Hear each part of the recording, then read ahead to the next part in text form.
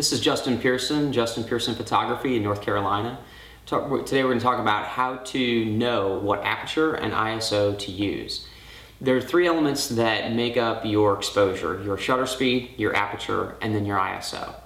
If you've established what your shutter speed is going to be, if it's, say, for example, with sports photography, you know you want it to be fast so you actually capture the action. That's kind of where you're going to work from. So let's say you're going to say, I'm going to be at 1/500th of a second to capture and keep everything very sharp. Well, now you need to balance out the exposure with the aperture and the ISO. ISO is typically something you might set in an environment. So if you're outside and it's a sunny day, you might set your ISO to 200.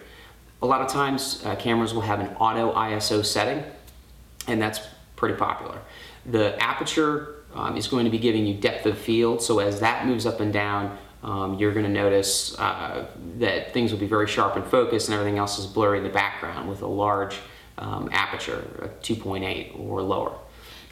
So when your shutter speed is established and your ISO, whether it be high in the 1600s because you need a lot of light, or low, let's say 200 because it's so bright outside, but basically those three elements come together to give you an exposure.